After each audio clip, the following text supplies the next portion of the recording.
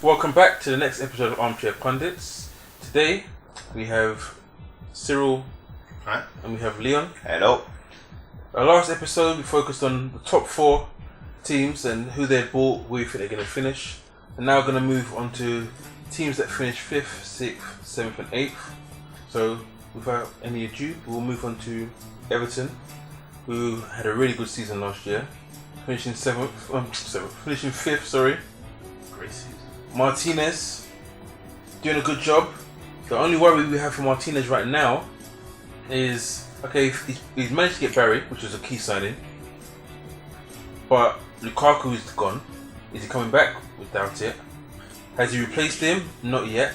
He's on course to sign Besic, who had a decent World Cup, but that's about it. I think they signed maybe one other person, but that's about it. They've lost Delafeu, who came out with some good minutes. What do you think of them this season? Honestly, with Everton, I actually thought that they kind of overperformed last year anyway. With such a thin squad, and basically they just had everything kind of go their way. They found goals from where goals hadn't been recently, with Coleman coming up with like 6 or 7 goals in a season. As I say, every single loan signing they made worked out perfectly for them. It literally could not have been better. They did play more attractive football than previous years with Moyes. You know, Martinez does like that possession-based football, and they managed to keep quite a few clean sheets, even though they played an expansive style. But Lukaku scored 16 goals for them last season. Yeah. That's basically kaput. You know, Lukaku he did help bring other people into the game as well. He was linking up really well with Villas. I think that was with the Belgian connection, and so that's basically all out the window. They're not going to come 5th this year. There's going to be so much regression to the mean there. They'll be lucky to get top 8, in my opinion. I can't see Everton finishing the top 6. Yes. They've done really, as you said, they've done really well last season. I think when teams spring a surprise on everyone, you usually find out the second season how sustainable it was. And you're right, with Lukaku not there, it's difficult to see where you're going to get goals from. They got Aruna Kone, who was injured pretty much all of last season, but he was never prolific at any club that he's been at. And that was even when he was in the Dutch league with PSV. For me, they might even struggle to get in the top 7. But the thing is, with Martinez though, he has contacts. He always manages to find someone from somewhere. But you at Wigan, do you think those all the players that they've signed at Everton, a lot of the ones that we already knew, or he had them at Wigan. But he's trying to get what's his name from loan. When he got lost in January, forgot his name. Traore. Yeah. They signed Traore. But listen, Traore. He was injured. We don't know. With a full pre-season ahead of him, if he managed to come in on time, without the injuries, because the injuries cost him the second half of the season. Who knows? But when you look at Everton's squad and their team, the fact that they were only a few games away from top 4, it just screams overperforming. It literally just screams overperforming. I think there's going to be massive regression there. As you're saying, they can get some loan signings, but will this season's loan signings be as successful as their previous season's loan signings? You know, literally everything they did last season worked out great for them. Everyone fell into Martinez's system seemingly effortlessly. You know, there was no real drawbacks there. I just don't see things going that smoothly for Everton this season. I think they're going to concede more goals. I think they're going to score less goals. Friends, I can't see them conceding more goals because why would they concede more goals? They've got a similar defense to last season, similar midfield to last season. But the thing is, they haven't weakened that side of the game. The reason I say they're going to concede more goals because typically the way Martinez sets out, he plays an expansive style of football, and that leads to we play you, you play me. We score goals, we concede goals. But what happened yesterday? Last season they went on a run of we score goals and not concede goals, which is kind of counterintuitive to his style of play. But think about it, they play 3-5-2. Exactly. So they always had 4 players back, no matter what. Because you had the 3 centre backs plus Gareth Barry didn't push forward. And you've also got to remember they're not Wigan. But it's almost like you're still seeing the Wigan, and you're thinking, but it's not Wigan. They are better players. He's got a team that is defensively sound, and all he's done is work on the attacking blueprint and made their attack better. And it worked out for them last year to a degree. They were never going to finish in top 4. You got to remember as well that this stand is what could it be 38 this season. How much longer can? And he was a pretty good rock for them. But John Stones had a good start to last season. He played a couple of okay games, but he played more than a couple of okay games. Do you think do you think Stones is ready to step up and start being starting centre back? Who knows? Until he actually does it week in week out, you don't know. It's like, I don't know, Luke Shaw when he first came in. When he first came, did people think, is he ready to start it? You play the games, you get the experience, and you work from there. 2 years later, Luke Shaw's 34 million to Manchester United. But when we first came in, first season, no one even talked of Luke Shaw. His name wasn't even mentioned. But he had a good first season and a good second season. There's no reason why John Stones, who's highly rated, can't. I could be underestimating Stones. I could be underestimating. Where do you think they're going to finish? 8th? 7th. I will say 7th as well. That was our first section. We've spoken about Everton now. So finishing 6th last year, we had Tottenham. So Liam, as it's your team, we'll let you take the lead on this one. Well, I actually think Tottenham would do well to stay in the same position that they were last season. I actually can't see Tottenham finishing higher for the simple reason that I think it will be a season where Pochettino will be finding his feet. He'll be setting his stall out. We still got players that are technically new signings. Lamela, we won't even know really what his true ability in the Premier is. It's gonna be big. But that's my point. He's like a new signing. Yeah, we haven't seen it. We haven't seen it. Soldado, we have not seen Soldado yet. Really, last season he didn't look like the team. No, he didn't at all. No. But he didn't look like it was a team that would play into his strengths. If you look at how the service that he had, they weren't playing to his strengths. So for me, I think for Tottenham to stay in the position they are in, they need to do better against the big teams and not capitulate. They need to win the pride back for the fans. And for me, I think we need to strengthen in defence more than anything else because where in particular you've got new centre backs. You've got like 8 centre backs. We don't have 8 good centre backs. We have 2, and those for me are Kerekesh and Vertonghen. Well, Vertonghen's probably going to go to Barca, so you might have to find someone else. I doubt it. He's not Barca quality. He's Barca quality. Because he had a bad season last season. He's a good player. He's a very good player. But if Barcelona are really serious about stepping up their defence, Vertonghen is not the guy to go to. Are you saying that as a Tottenham fan because you don't want him to go? No, I'm saying that as a team. A tinge of it. I like Barcelona. I like to see them play. I just don't think Vertonghen is in that mode of he would suit their style. If they're playing a high line, he's got no pace. So why would he be suitable for that formation? I think the reason is as well because he's quite good on the ball. You know, his distribution. Yeah, there's a lot of defenders most defenders now are good on the ball. Yeah, you find very few defenders that can't play football.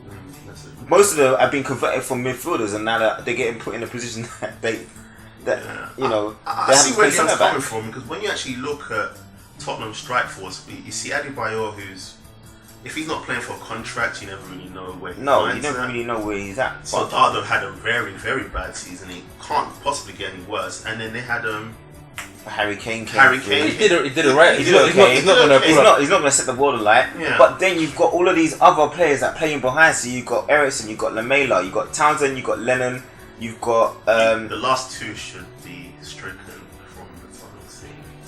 Lennon and Townsend. Lennon should have been sold ages ago. I don't think Townsend's I think Townsend needs more time. I think he needs more time. He got shot shooting happy. His shoot on sight is beyond anyone I've ever seen. Infuriating. Beyond anyone I've ever seen. You can coach that out of someone though. I actually think the reason is he's playing on the playing on the right hand side. I think you playing on the left, he can't do that because they're going to show him down the wing. Well, to be honest, watching your friendly yesterday, he played Lennon on the left hand side and he played Lamela on the right hand side. So you can bet your money that Andros Townsend, when he did come on, he played on the right side anyway. Yeah. That's what he's going to do. He's going to invert the wingers. But Tottenham made a lot of signings last season, and we all knew it was going to be a struggle for them to bed in. It's a year on. A lot of them have had more experience within that team, and we've seen James is really Highland Miller's potential. We know what he did in Serie A, and obviously in the Premier League he didn't get a chance to do it. So there's a potential elite player right there for you to help propel you. But I do agree with Leon. I think fifth, sixth, it's going to be probably closer to sixth. It's going to be a bit of a struggle this season, more of a struggle, especially with the defensive woes. You've got an elite goalkeeper. That's really about it in your back. Whoever's elite. Vertonghen, I agree with. I think Vertonghen's a very good player. Is he elite? Not really. Not yet. Not yet. Not based on what we've seen. He had the potential to be elite, but he's not elite. You've got still players like, unless is Dawson out? Is he being sold? No, but we're waiting for it to happen. Who would you buy if you sell him? Because there's rumours that you wanted Lovren, but Lovren, he's got his mindset on Liverpool. You got to sell Dawson no matter what.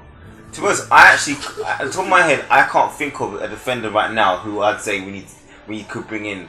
I just know that Dawson can't be the option. Yeah, That's can't what I be. do know. Well, we'll do a deal. We'll give you quarters.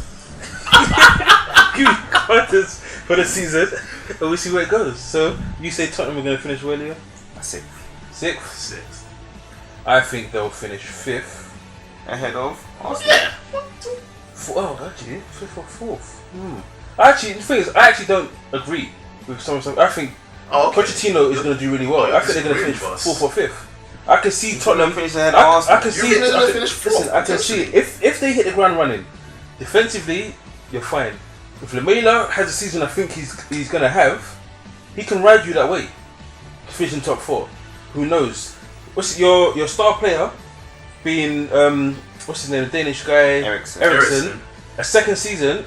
It's going to be better this season. For me, there's no reason why your attack cannot flourish and make it a tight 4th, 5th, and 6th. For me, I think next year you're going to throw a blanket over the 4th, 5th, and 6th. For those who can't see, me and Leon have very, very skeptical faces. You can be skeptical all you want. James is You saying. can be skeptical all you want. Hey, I'm happy to hear someone see something that at the moment I can't get there Listen, yet. the window is still open. Tottenham can still buy That's a what I striker. mean, but we haven't really been involved. I think in you're going to. I think he's assessing his squad. I think he's still assessing. Well, he doesn't need to assess Dawson. He needs to go. Danny Rose doesn't need to be assessed. He needs to go. That is the end of story. We need him to bring another striker. I mean, maybe at least one quality centre back.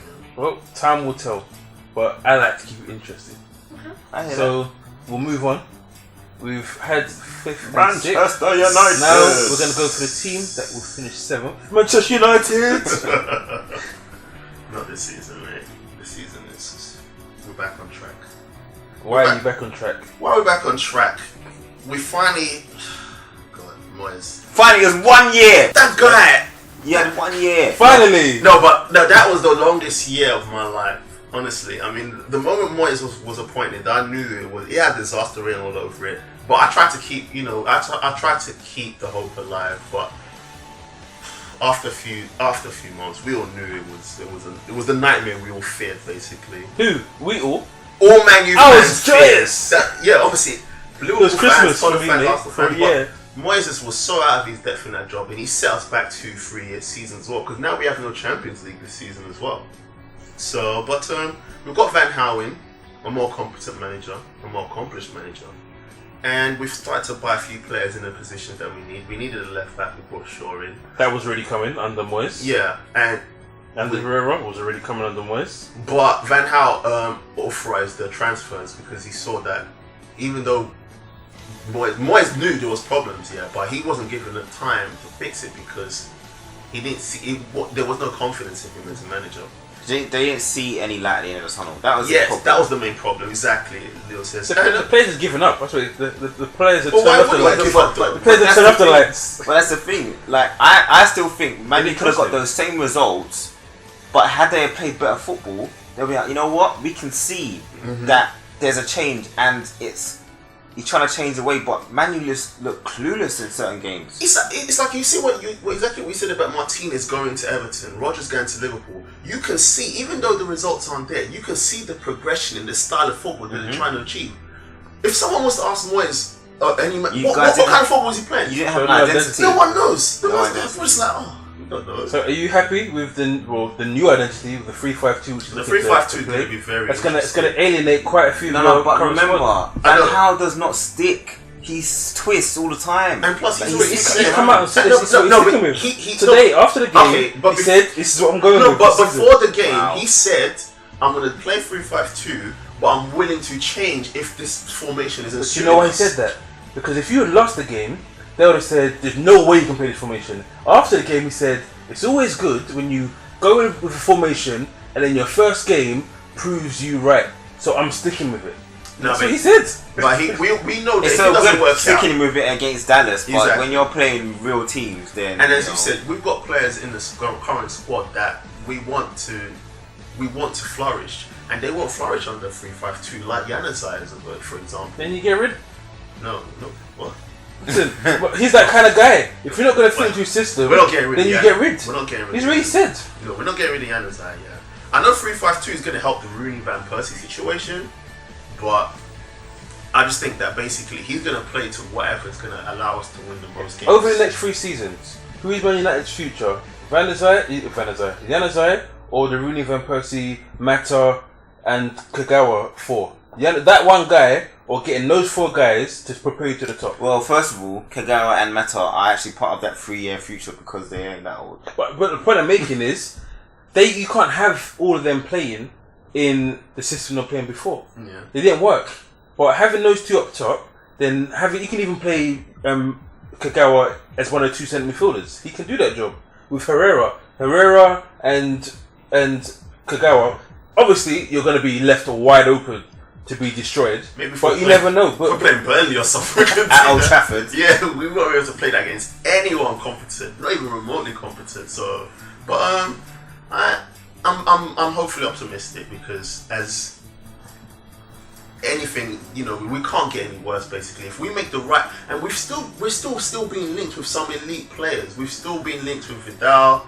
We're being linked with before we with came Di on Maria. air, it's been said that Vidal's not coming to Me United. Yeah, whatever. But Look, we'll see. until he signs with someone else, we're linked with Vidal. That's what everyone said We're about linked with Di Hummels. Maria. Until Klopp. We're linked with Hummels as well. I don't care what you say here. Until the transfer window's closed, we're linked with all these Listen, players. Klopp poured more than cold water. He said, sounds like 15-16 million. I don't know what happened to the conversation. We're linked with all these players, and we're definitely going to... Van Gaal's still assessing, but he doesn't need to assess Ashley Young or Nani. These guys have to go. So these guys have gone anyway, so bodies are going to come in. Mm-hmm. Di Maria will be a perfect signing for us to play out on the wing, so I can see that signing being pushed through. But okay, I know I'm harping on. If we do stick with the 3-5-2, is Di Maria the right guy? And will he get you to the second place you think you're going to get to? No, I said we could potentially win the league. It's not potential. We want to know where you're going to finish. I was told to sit on the fence. You can't sit on the fence. Okay, where you're going to finish. Current squad, second. A few more signings, first. Leon? I've got Man United finishing 4th this season. I've got Man United finishing 5th this season. Wow. The ultimate hater. It's not even that. You had us finishing 7th or whatever you said. So it's not ultimate hate. The way I look at it, Van Gaal, he's come out and said it as well. The competition in the Premier League is completely different to he's used to. Number 1. Number 2, he doesn't usually come in and blitz it first time. He can do that with Bayern Munich because he knows he's going to Bayern Munich. His team is 10 million times better than everyone else's. When he went to Barcelona, it wasn't too difficult because he had maybe one other team or 2 other teams that he could battle against. He's coming into a league where Chelsea have more money, Man United have more. Man City have more money, and they have settled squads. Liverpool have okay, fair enough. Right now they're better than Man United, but are they going to be better once you've settled down? There's no guarantees, so I can say 5th because there's no guarantee that he's going to come and be a saviour. Because he still has a hell of a lot of work to do. I don't see Van Gaal as a saviour. It's just... That's what we've been brought in to do. We've been brought in to save Man United. Yeah, okay, but he's not like a messiah figure that he's going to... Basically, Moyes did such a bad job that almost anybody would be an upgrade. So I'm just glad that we've got someone who's gonna give us a structure, a style of football to play, an identity, and then we're gonna see how it goes, basically. But we can't, with the current squad that we have and with the players that we've been linked to, potential signings. There's no way we can reverse our trajectory. We're only going forward, and even if we don't get top 4 this season, at least I think in the future we'll be back in the promised land. I think you'll get there this season. I think we'll get there this season, but just to, because I did throw a completely cold wet blanket on Liverpool, I could see why he would retaliate. Truth is the truth. Anyway, our final team, Southampton. So Southampton have lost their manager, they've lost their best player, they've lost their best striker, they've lost their best fullback. They're about to probably lose their best centre back. Centre mid Schneiderlin's gonna go. Schneiderlin, is he not? He's the least talked about at the moment, but he's quietly gone about his business, I guess. I think Schneiderlin's going because he said and made a comment, I've been here a long time. Not, I've been a long time, I want to stay, I've been here a long time. Yeah. And he sees all his teammates progressing to other bigger projects. He's been up from League One with them. So he's not like, they can't call him disloyal. He's been through the depths. Now he's earned his right to move. He's trying to reap, his rewards, basically. I personally think this season is going to be a struggle. Ronald Koeman, he's not the greatest manager in the world. He's Dutch, but he's not Van Gaal. It will be a big test for him. I think Southampton can survive in the Prem.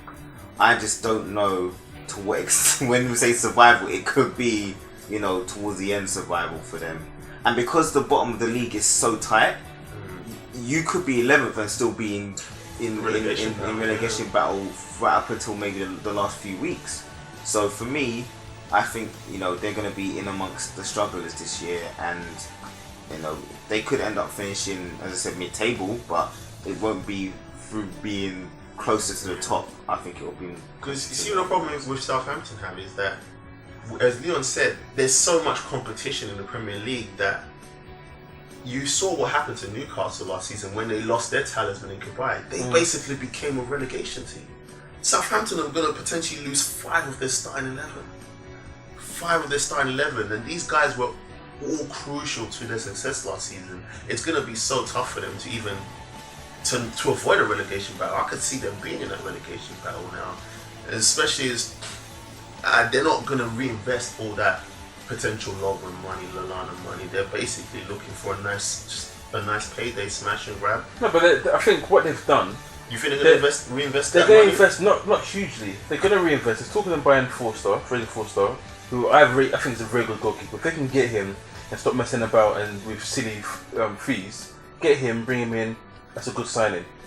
Let's talk about Roncrete, Vla coming in after the World Cup he's had. If Lovren goes, they buy him cheaper than they bought Lovren. Honestly, he looked very poor in the Aston Villa team. That wasn't very hard. Because he had abject defenders around him. Is he a big upgrade on Fonso or Yoshida? Who knows? What we do know is he's not maybe an upgrade, but he's a leader. He was the leader of that defense for Holland. Yeah. So you've got what's his name? Yoshida, Maya Yoshida. He actually is a decent centre back. That's what I'm saying. No, but it's the partnerships. So they're replacing one strong leader with another. He's not as good as Lovren. I don't think he's as good as Lovren, but he doesn't have to be for them to just survive. They're not going to finish as high as they did this season. But he's really sold one striker to Liverpool. He's brought in a new striker, Pele, who he had at his old club. I think he's going to turn out to be a Van Winkle, man. Who knows? Who knows? But where it's different is Van Hinkel's come in and it's gone into a system where he wasn't used to. He's come in, blah blah blah. Let's get on with it. He's now coming with a manager that he knows, a manager that he trusts, and manager's going to say, "Well, you're my number one striker." They bought Tadic, who is a good midfielder, had a decent season last year, and who else are they going to buy? I rate James Ward-Prowse. With Lallana going, it's time for him to grow in that squad. Did they play the exact same position? No. But you never know. What position will I give them? I would say they probably would finish 11th this season. I reckon that's the upper. Around 11th. Upper estimate. But who knows? It's their positioning is going to be hard It's to hard pinpoint know, until the season fully starts. It's like they could finish like 3 or 4 points above relegation and be like 10th or something like that. That's how tight I think it's going to be this season. But So your position? 12th, I guess. I've been in 12th. I'll go with that. I'll go 11th. Yeah, I think Okay, so we have Southampton finish 11th. I've said they finished 11th already. okay, so 11, 12. Okay. Oh, okay. That's cool. I said they can finish 11th, so we'll have to wait and see. So thanks for listening. Next week we'll move on to the 9th, 10th, 11th and 12th from last season, and we'll have to see how that goes. But don't forget to pass these videos or these podcasts on to your friends. Keep getting our views up. Holiday season is over, so the Premier League is on its way, and we'll be here from here on in. See you later. Good night.